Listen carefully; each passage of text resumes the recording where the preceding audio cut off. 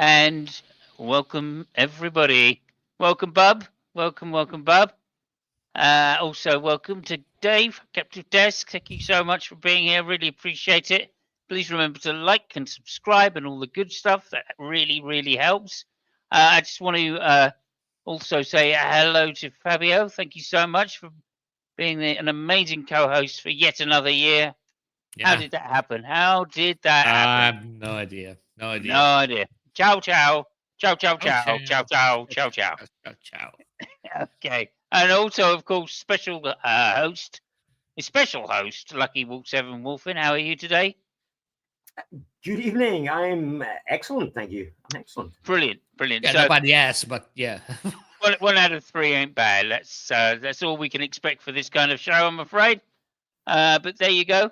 And yeah, so we were at Australia for the first race of the 2025 Formula One World Championship.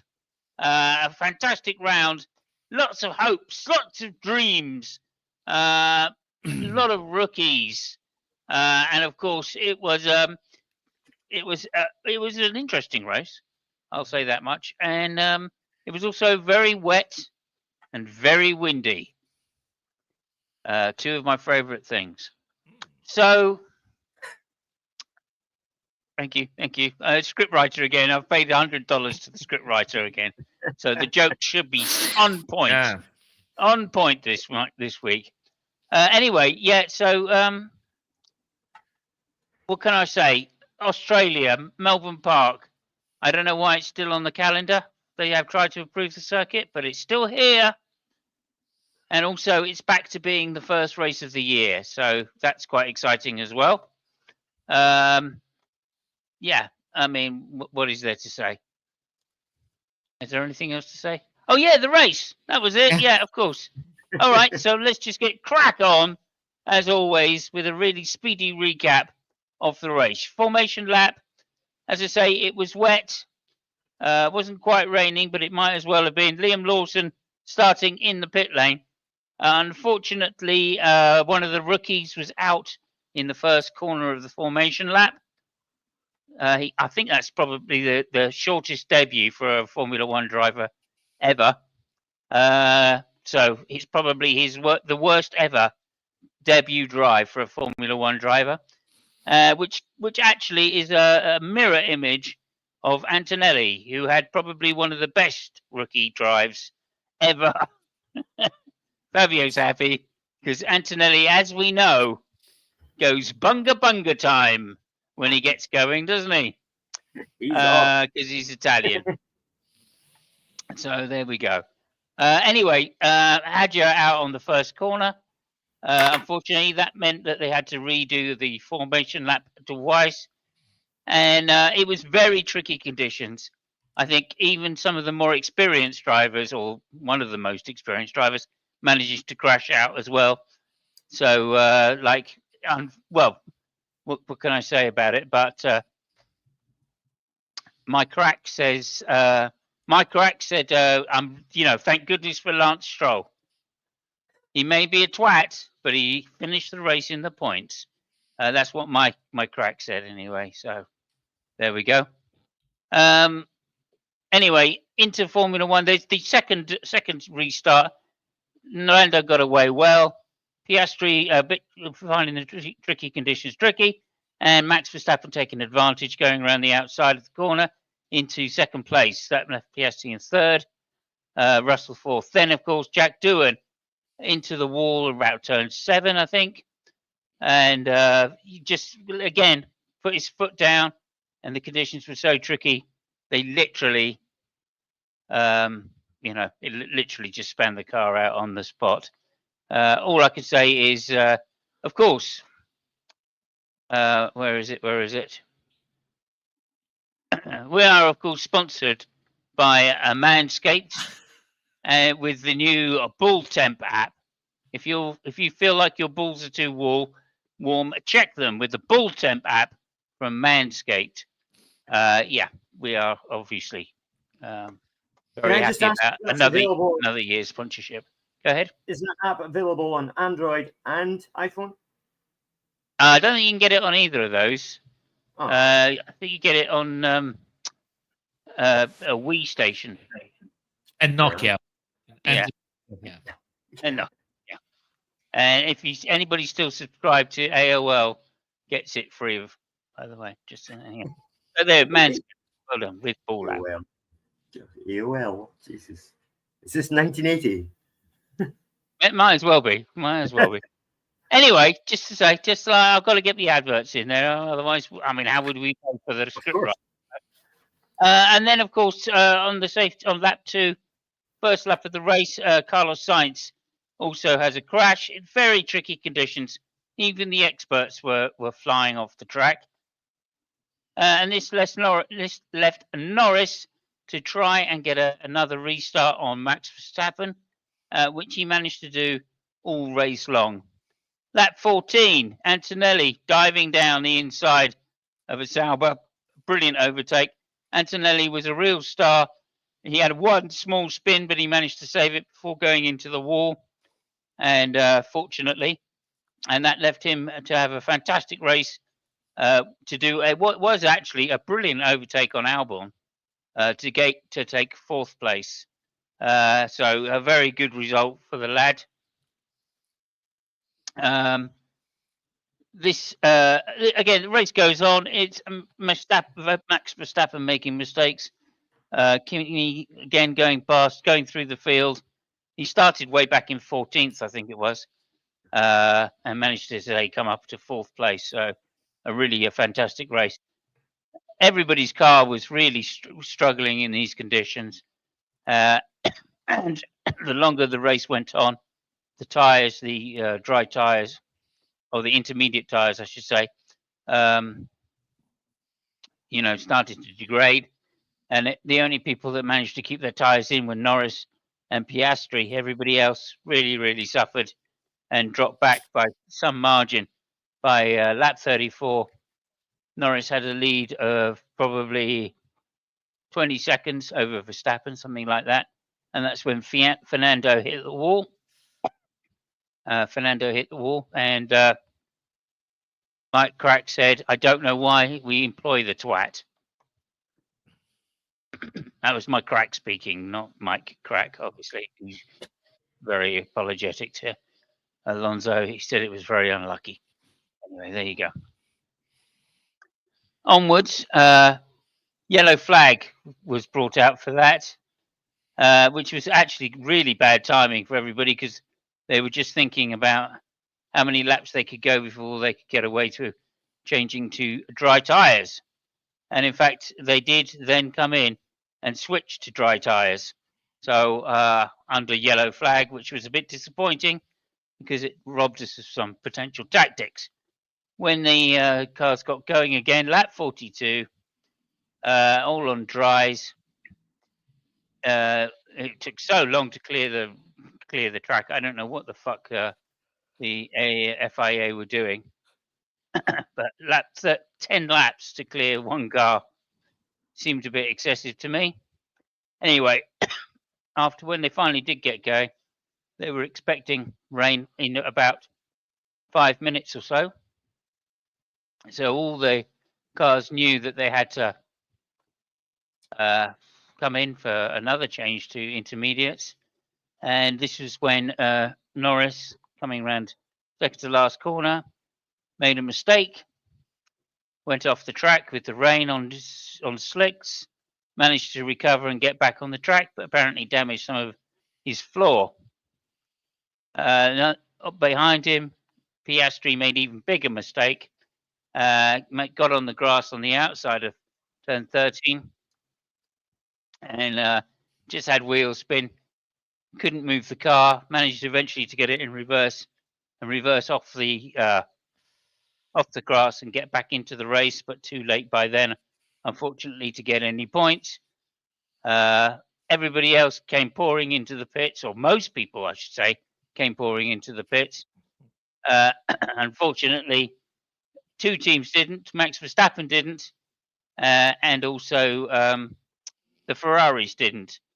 Next lap round, though, of course, it was time for everybody to pit. Even Leclerc making a mistake and having a half spin. Anyway, in next lap round, Norris is in. Max Verstappen was told to stay out. Norris in, went onto intermediates. Both Ferraris were told to stay out as well. Next lap round, though, like Verstappen was so slow, and he was on yellow tyres, really struggling to get the car back round. He pitted, and unfortunately, the Ferraris stayed out for a third lap. This put them both in the lead, of course. Hamilton in the lead, Leclerc second, but not for long because, of course, Norris had pasted 2 laps earlier and was rapidly overtaking. He got past Leclerc easily, and then unfortunately, just to ruin the tactics, well, or maybe not ruin the tactics. This was a kind of a debating thing. At the time, I was thinking, oh my God, this is brilliant for Hamilton. Liam Lawson crashed his car. Obviously, that was going to bring out a yellow flag. And I thought, well, this is the time. They either pit and drop back a huge amount, or they stay out and risk it and drive around behind the safety car, hope that the track dries out somewhat. I think I would have rolled the dice there. We're going to get Fabio's opinion. However, they didn't. They decided to pit. And of course, this lost them a whole number of places. I think they were later to finish 9, 10 or 8, 10. 8th and 10th, I think. Anyway, more people making mistakes. As I say, Lawson, while overtaking a Sauber, made a stupid mistake. Then everybody came in, including the Ferraris. We then have to come back to our second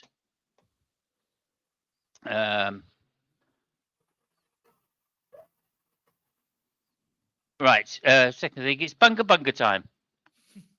Bunga time. We love Fabio, the Italian expert, and his bunga time.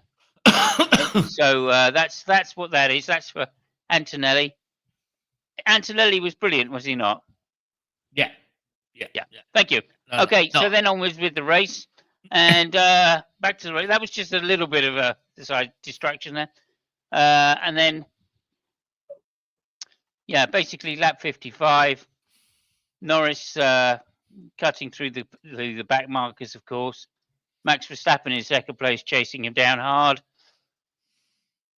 and by this time, Norris's car being damaged, etc., was sliding all over the place. However, these cars this year, it doesn't look like they can follow each other. Norris managed to bring it home in first place. A brilliant result for the young lad.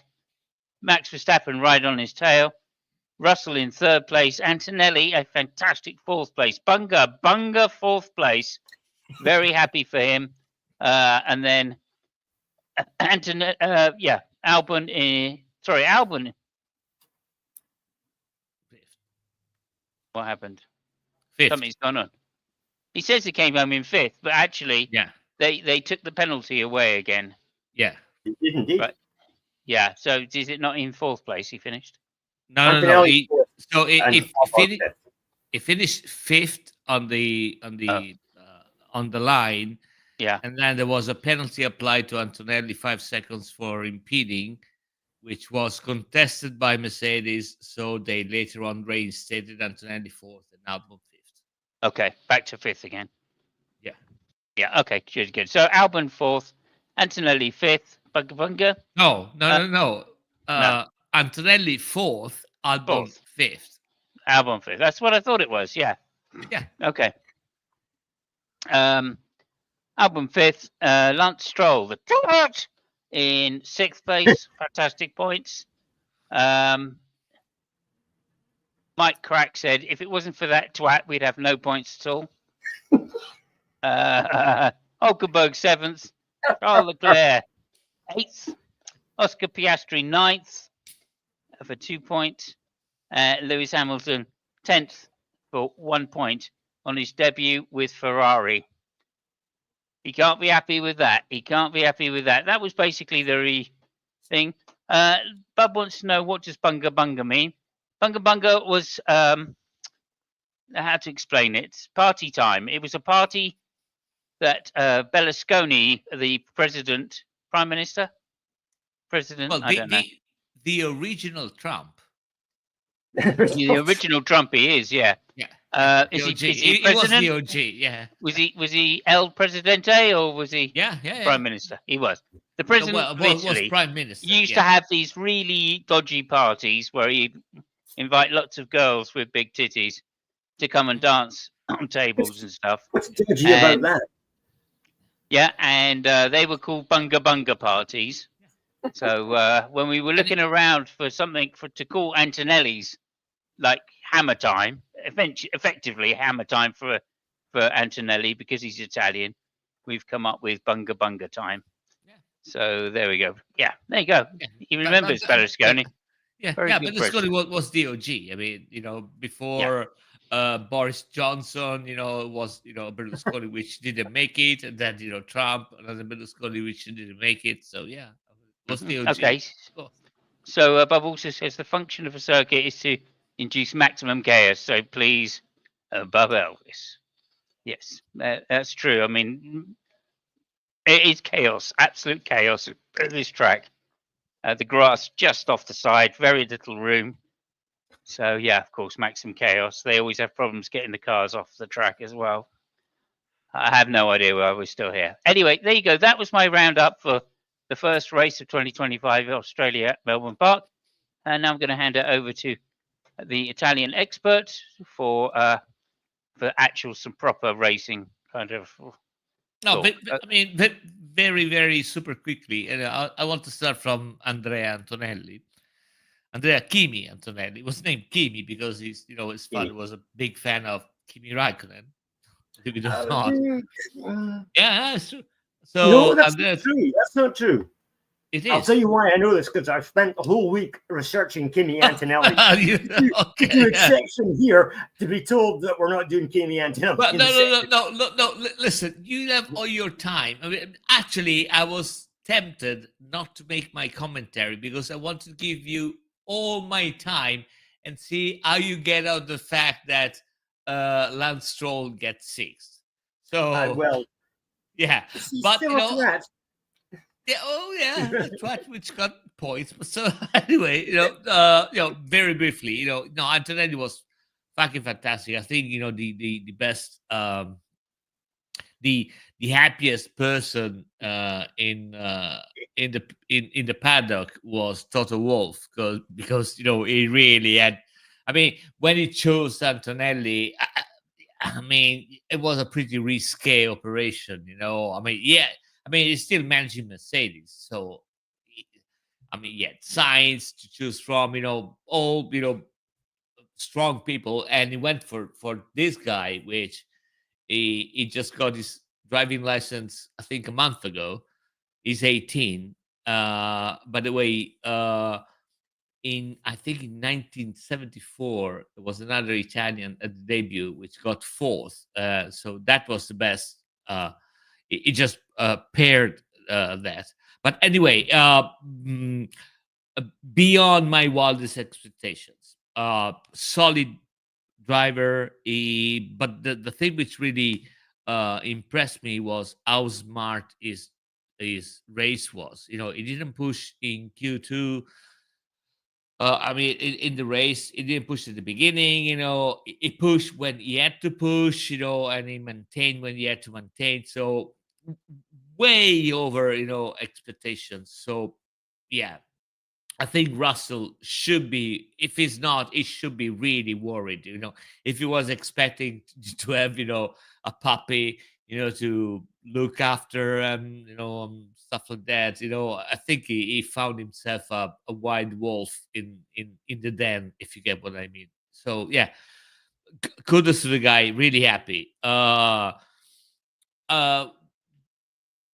What happened else? Well, I mean, let's talk about Ferrari from the get-go. The only thing I can say is that, I mean, they made serious mistakes, in managing the race.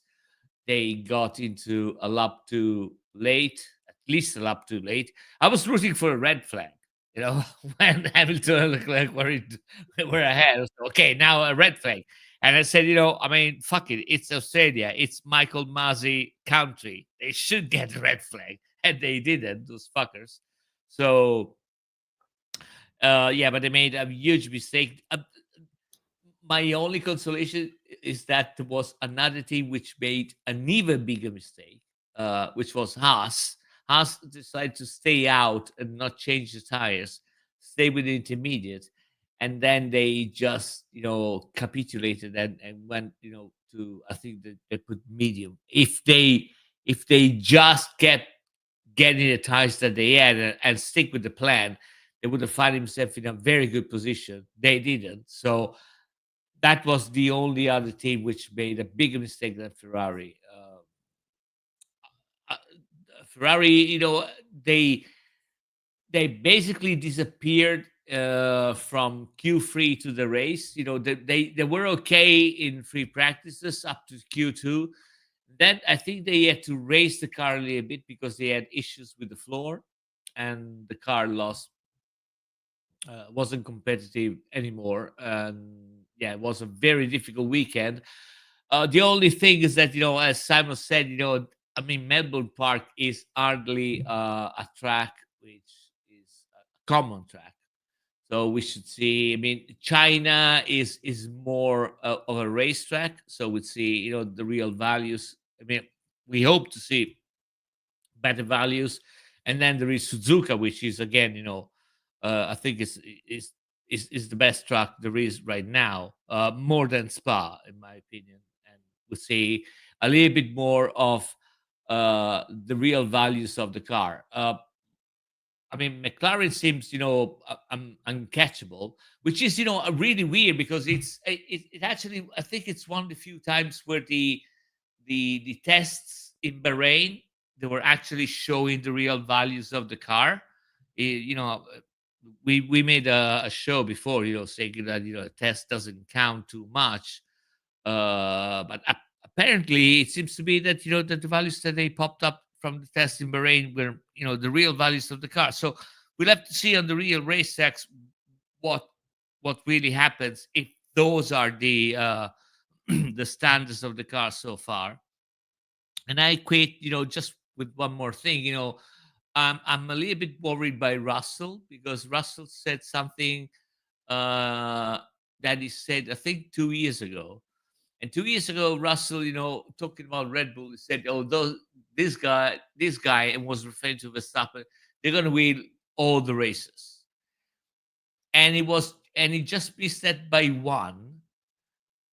And this year, he said about the McLaren, he said, those cars are so fast that the main problem is that they have such a good car that they might stop developing the car in mid-season and and put all the efforts in the next year car, which would be problematic because that would mean that McLaren all of a sudden they had like 5 to 6 months advantage in preparing the car than the other teams if their car is so good that they don't need development and all that stuff. Let's not forget that this is a weird season because it's the last season with this rule and everybody's preparing for the new car and blah blah blah. Exactly. Yeah. I'm done. Okay, so Bob says Antonelli reminds him of Valentino Rossi with his appearance and vibe. Yep, good shout. Both Italian, so I can get that. Antonelli is far too young, good looking, and rich, says Lucky Wolfin, and with some talent as well. Not well noticed. Go ahead. I'm not jealous at all. Fabio? He's a little bit less. I mean, he's definitely less flamboyant than Valentino. Yeah, for sure. Although he's got time. He's got time. Oh yeah. We'll see how he goes. Yeah. And then lastly, did McLaren find a trick this year? Yeah, apparently so. So there's been some news after the race, which was apparently McLaren have been using their rear wing DRS, mini DRS, except this time not on the actual wing itself, but on the outside of the wing. And the FIA have come in and said they're going to clamp down on that because I guess another team complained about it. guess who the team was, Fabio?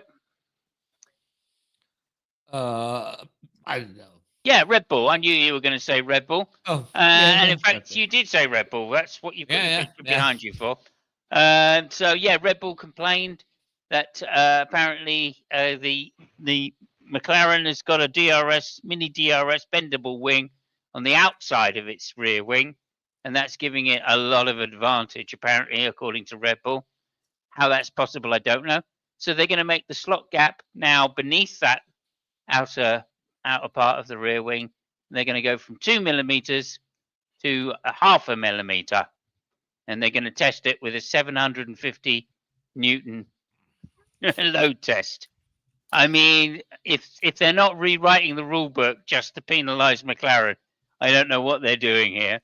Good news, Verstappen might still have a chance. Exactly, he might. Obviously, the two teams that Red Bull are targeting with this complaint are McLaren, of course, because they were the ones that came up with the mini DRS system or bendable wing system on the rear wing last year. But also Ferrari apparently have been trying to do something along the same lines. And of course, Mercedes also have had a bendable rear wing for some time as well. So they're basically trying to clamp down on all of that.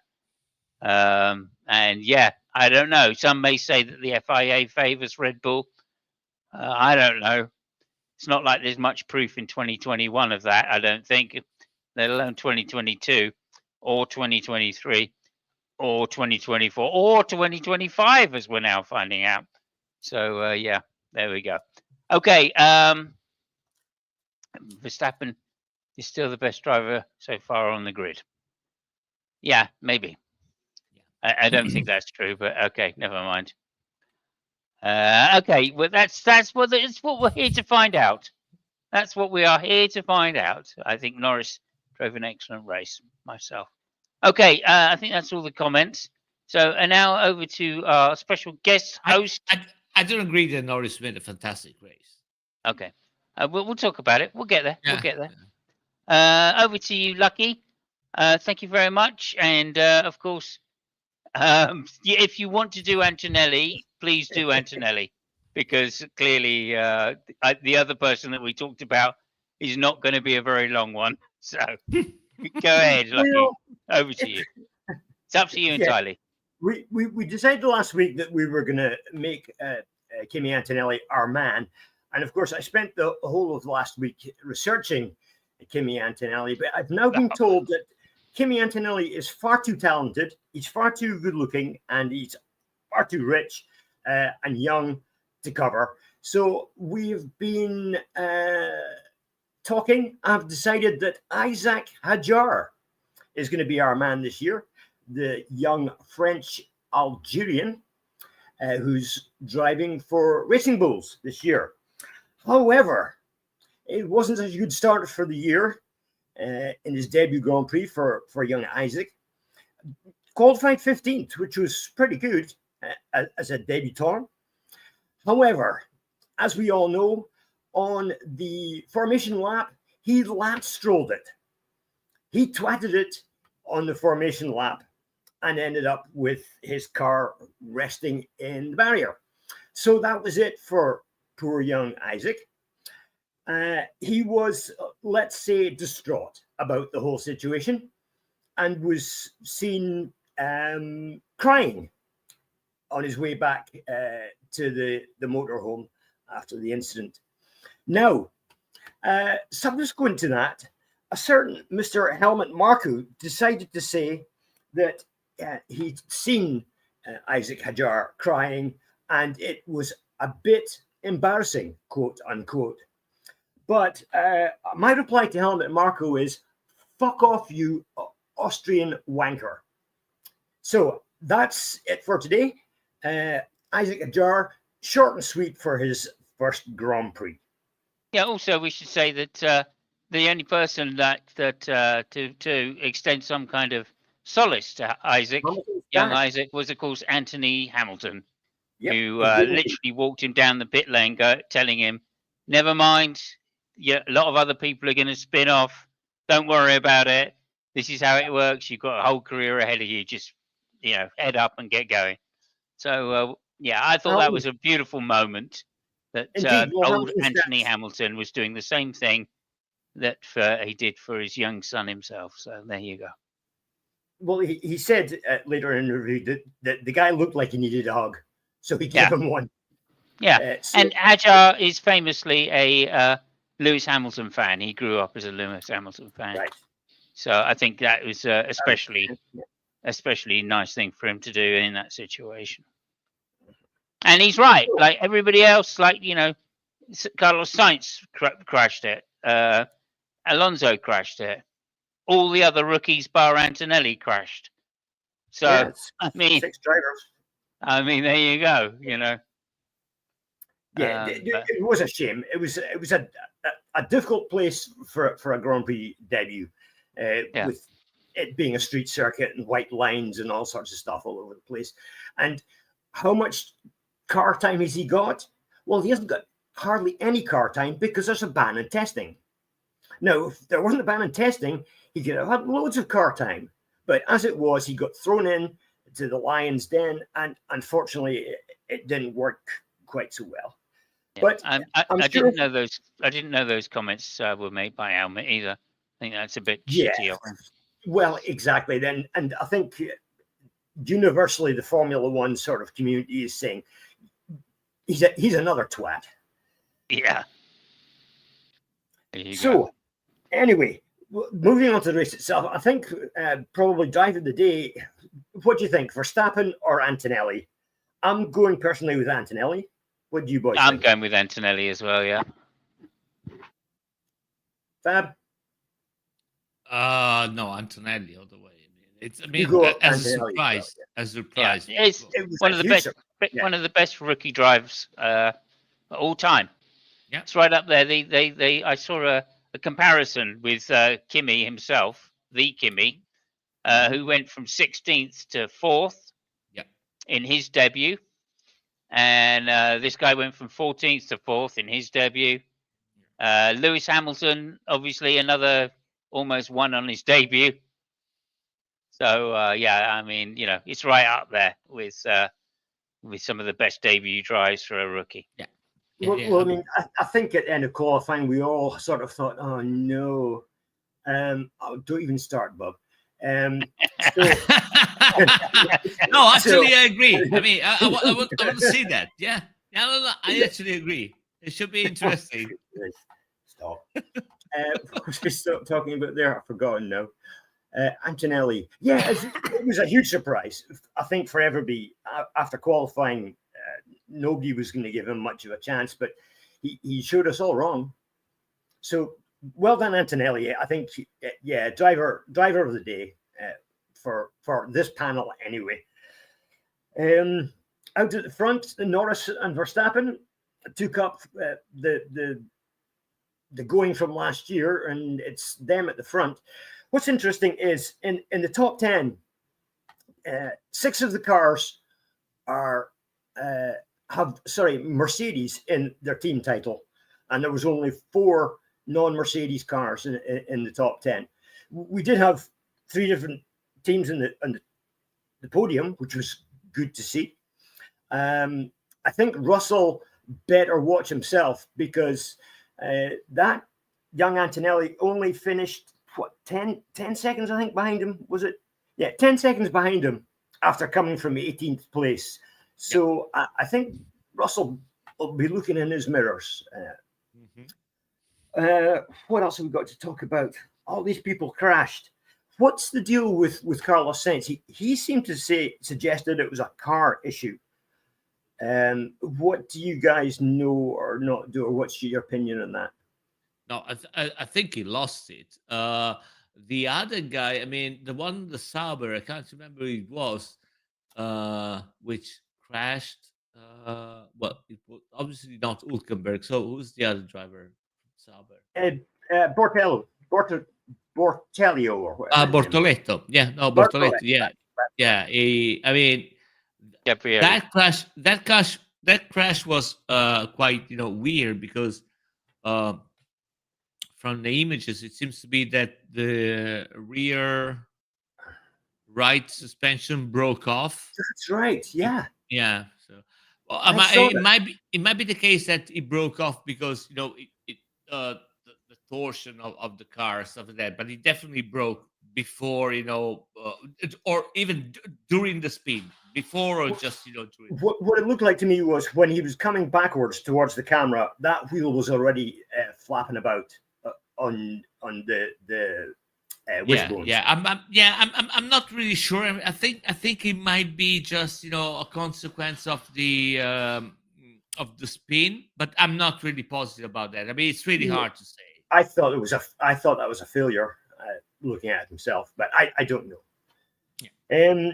Who was the other guys that spun out? We had Alonso. I think he just took a bit of curb and picked up some water in the back wheels, and I think that maybe was his issue.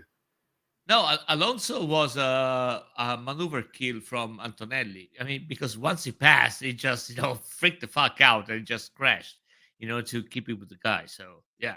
Allegedly, he ran over some stones that have been brought onto the circuit by Antonelli, probably, or somebody else. I don't know who. And when you look back, you can see a lot of stones in the gully.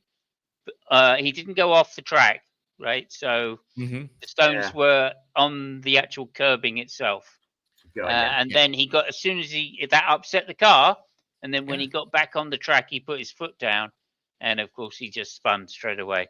So either way, it's a big mistake from an experienced driver. And my crack says, what a twat. There you go. Well, Laura's asking if that's the one that spun out in a fairly straight line. I think they pretty much spun out in a fairly straight line, all of them. Who was it? Was going like walking pace? That is right, Laura. Yeah, it was. It was. Go ahead. Who went out under the safety car? Was that Sainz? That was Sainz, right? Yeah. I mean, that was walking pace, and he still lost it. Yeah. Strange. Again, I mean, under the safety car, they're trying to get heat in the tires, so. It was just tricky conditions as always. As always at Melbourne, when it rains, it's very tricky. The walls are very close, so there's not a lot you can do. You're damned if you do, damned if you don't. You don't get heat in the tires, you're going to spin.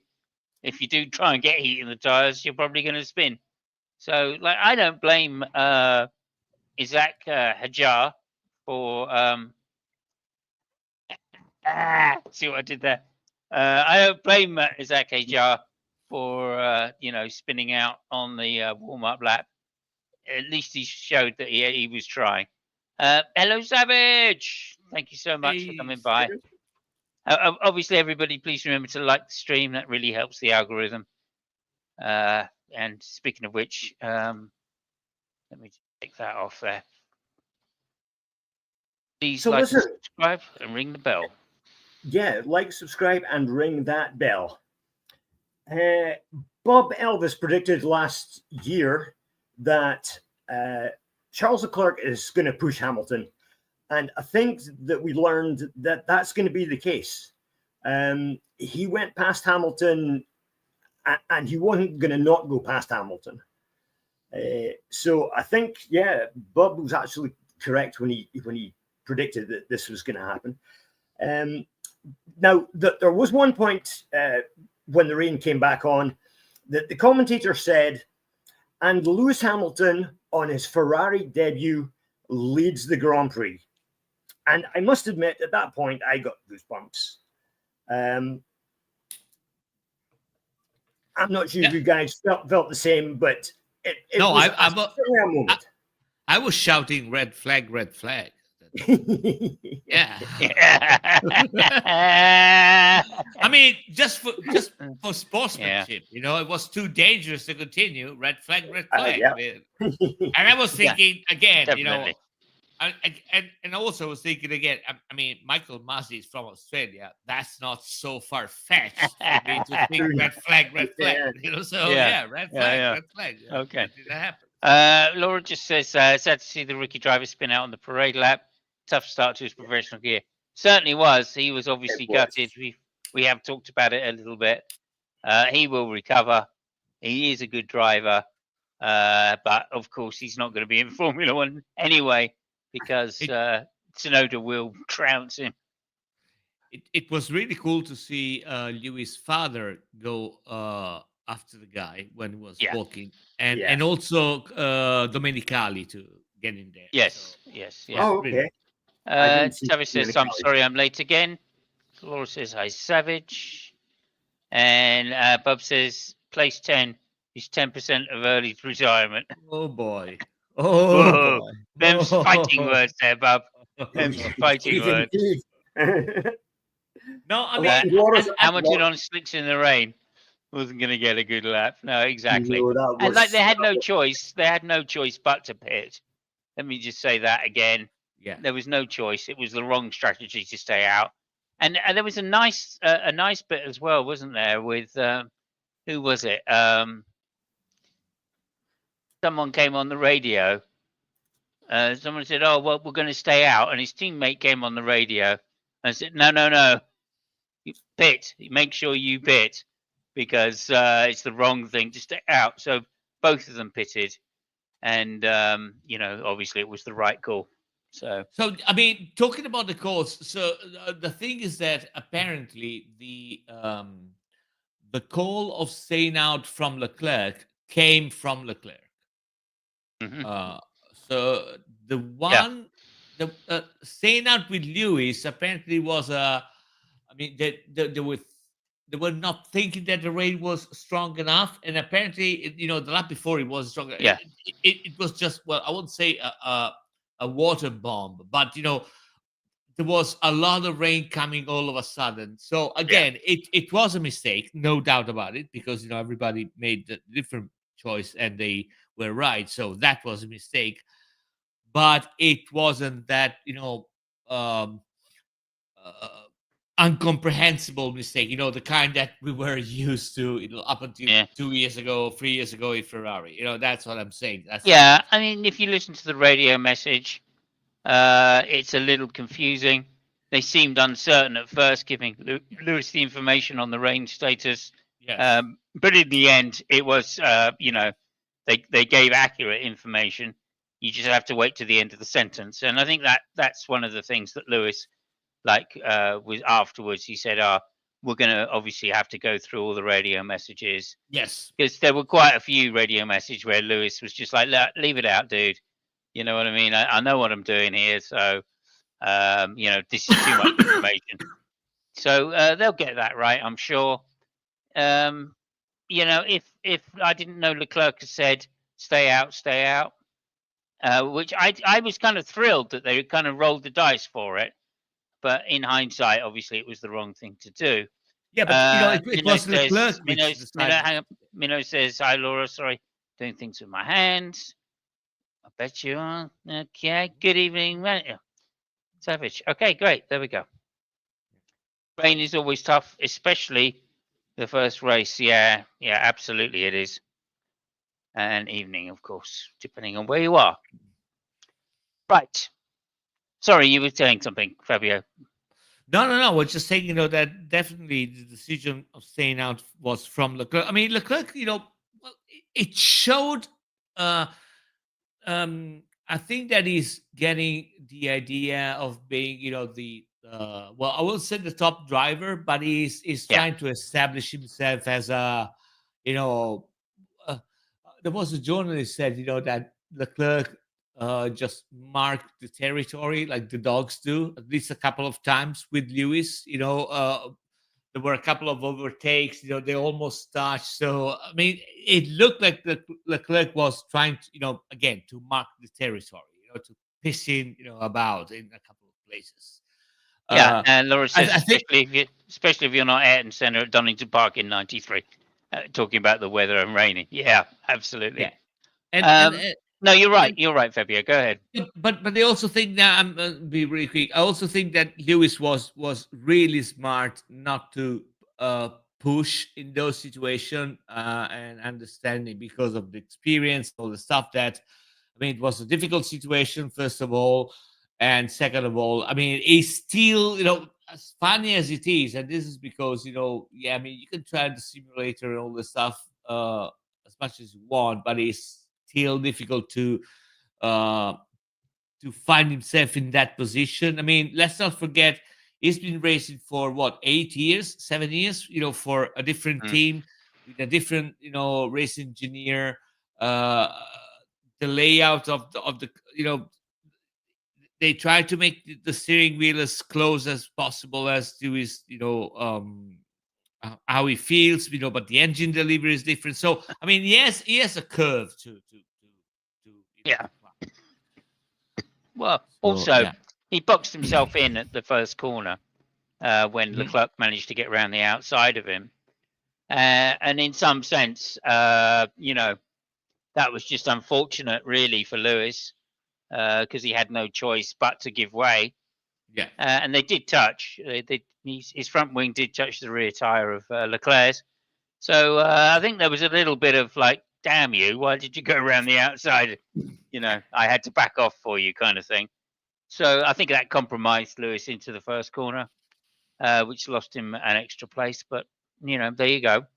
Like you're saying, I think Leclerc, being the established member of that team, just took his chance. I think there was nothing in it. And I'm pretty sure that Lewis will know that in hindsight and go, okay, fair plays, Yeah. Lucky, what did you think? Of what? Sorry. So you don't. Okay. No, that's fine. That's fine. That's You okay. don't have to. Who am I? What am I doing here? I don't know. Yeah. And it's the white lines. You're absolutely right. The white lines were absolutely terrible. Pushing in the rain could be loss of championship, 0 points first race. Made no difference to Lewis, of course, but Piastri will be in exactly that situation. He managed to get 2 points over Norris's 25. So he's going to be gutted at the next race and really, really out for trying to beat Norris. So What- very quickly, just a couple of minutes, if I can, about something you said before, and I replied, I don't think Norris made a very a good, I mean, a fantastic race. I mean, of course he won, so he won.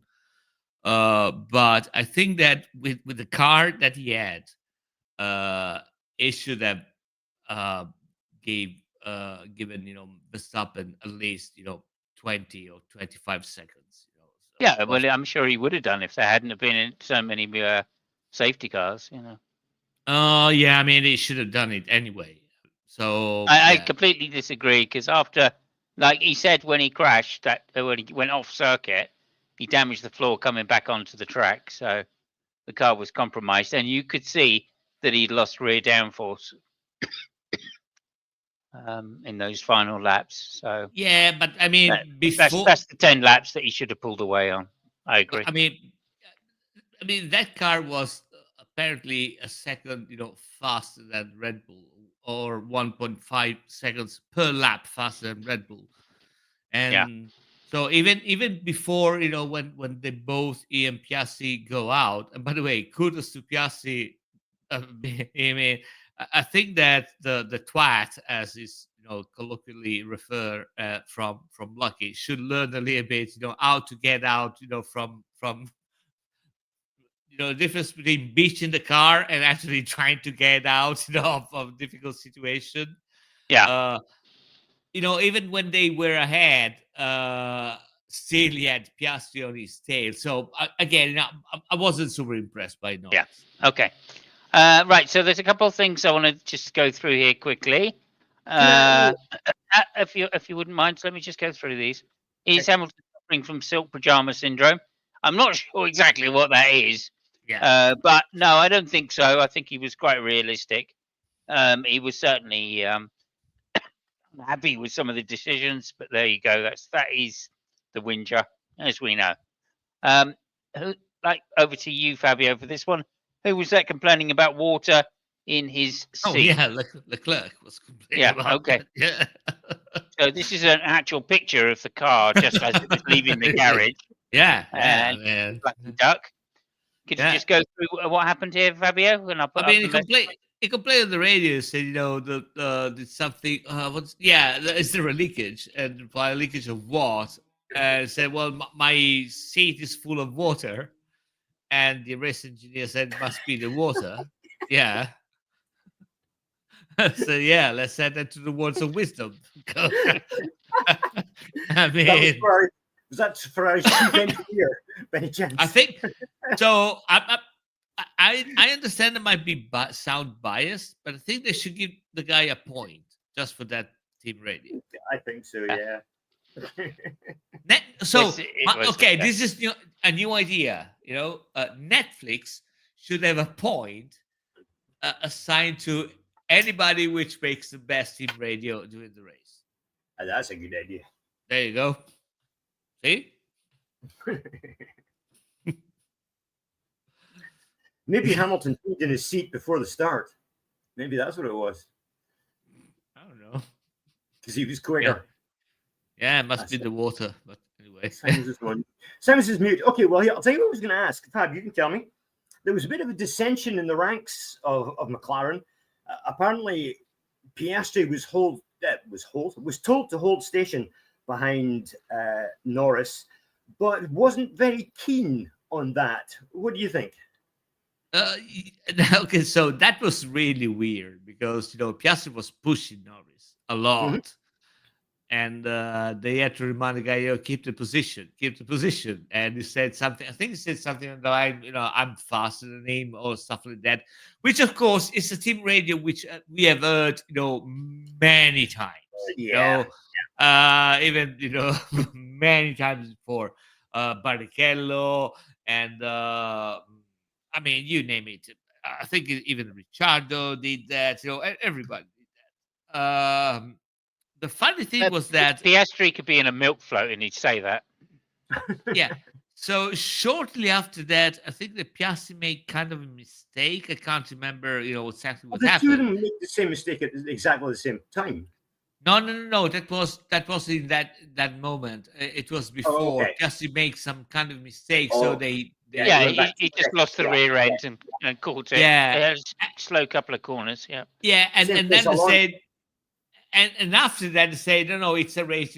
You can follow up. Which again, if I were Piastri, I would be super pissed. Like I mean, 10 seconds ago you told me keep the position, then I make a mistake, and now it's a race. I mean, fuck you. Come on. So yeah, it was that, but. I think for Piastri it was the curse of the Australians. No Australian has ever won in Australia, so I think it was the curse of the Australians so far. Yeah, and real tricky conditions. Yeah. And let's. I don't think they're used to racing in the rain like Norris is, or Verstappen. British drivers, Northern European drivers have got a huge advantage when it comes to racing in the rain. Laura says, biggest problem with any top sport, big egos waiting to prove themselves. And even if you don't have the most competitive car, you certainly want to outperform your teammate. Very true. Absolutely very true. That's the name of the game. Especially in motorsport. You can't be fast if you haven't got ego the size of a fucking. Bob says it's a feature, not Jupiter, a problem. Yeah, no, he's right. He's totally right. Yeah, it's actually something you look into. Good way of putting it. No, nobody's gonna win. A race. Well, maybe a race. A race can happen, but nobody's gonna win a championship by being a nice guy. No fucking way. In any motorsport. Yeah, well, let's. Yeah. Damon okay. Hill. So Damon Hill managed it. And he was runner-up twice. Damon Hill. So, so you think Damon Hill was a nice guy, really? You better fucking believe he is. I just Oh, listened okay. the other day to Yeah, I can believe whatever you want, but was he? I just listened the other day to an interview with Damon Hill that was done by Jackie Stewart's grandson. He's doing a series of interviews with drivers, and Yeah. to this day, Damon Hill will not come out and blame Schumacher for the Australian Grand Prix crash in '94. He still won't do it. Well, The whole world. Probably not today, but I think I remember some interviews from like 4 or 5 years ago where he definitely did blame.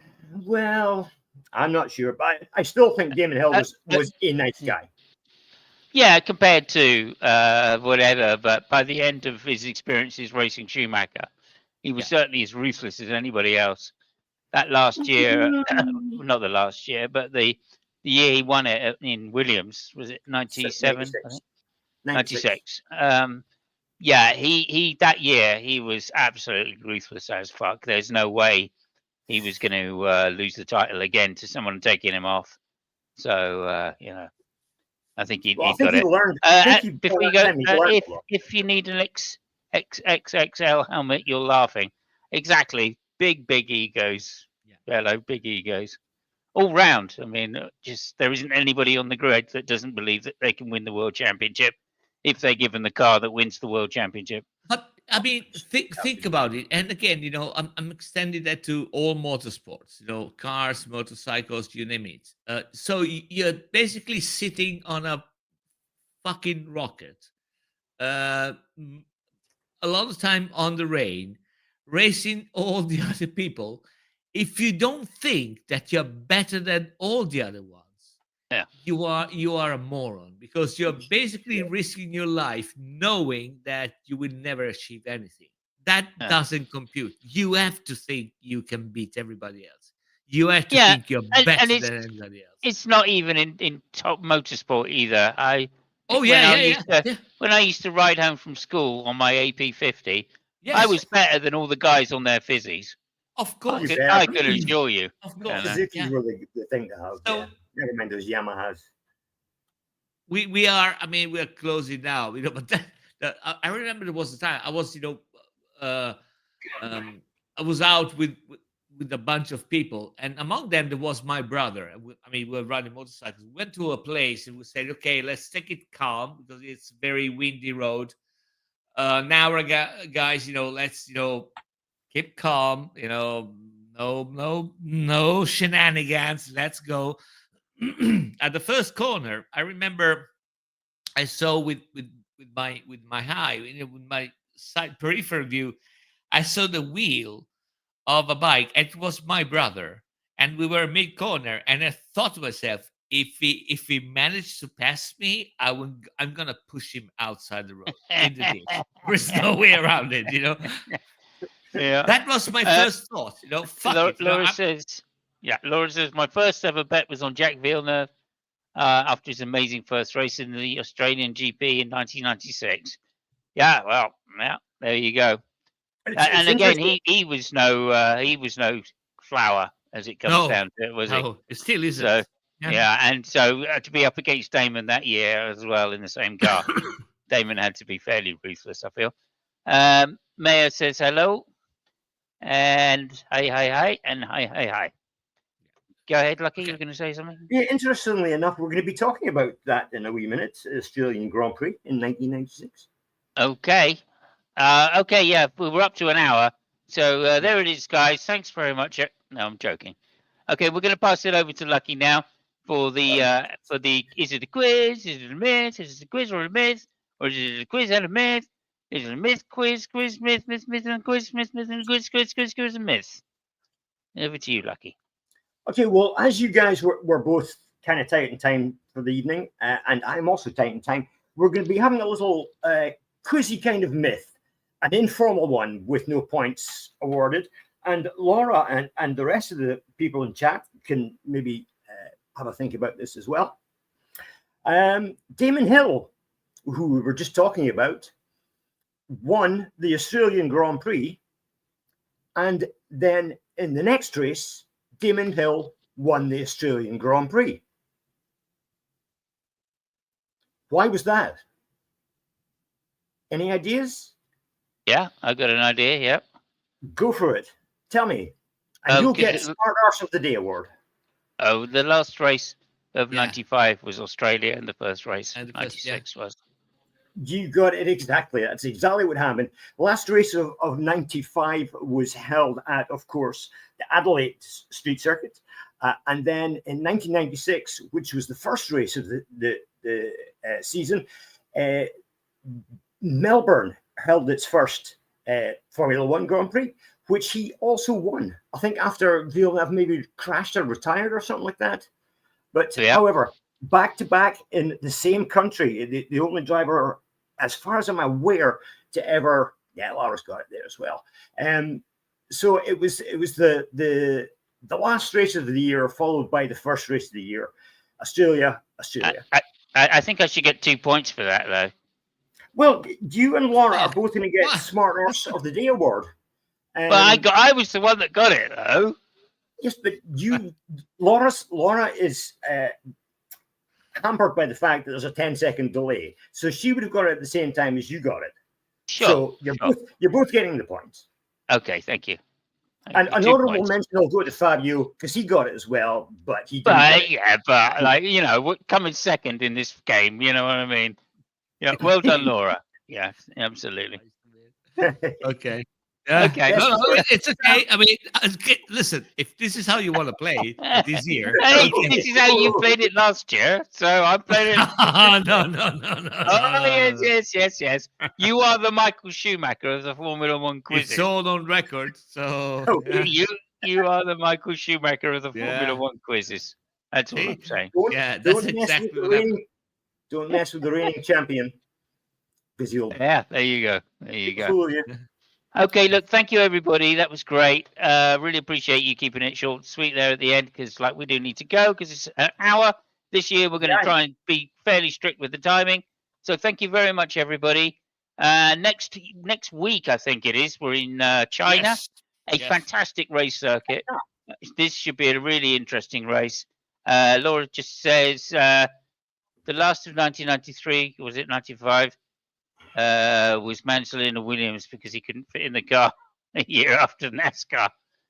I don't know. The last of 1993 was Mansell and Williams because he couldn't fit in the car after a year of NASCAR. IndyCar. He went to IndyCar. Yeah, he went. Anyway, there you go. Thank you very much, everybody. Thank you very much for everybody in the chat. Please remember to like and subscribe. And Savage says, which we'll end on, don't forget to drop a like before you go. If Savage is saying that or Minnow is saying that, it's got to be done. Put a lot of weight on. Yes, he did. Great show as always. Thank you, Bub, and we will see you in the next round. China, 1 week's time. Thank you very much.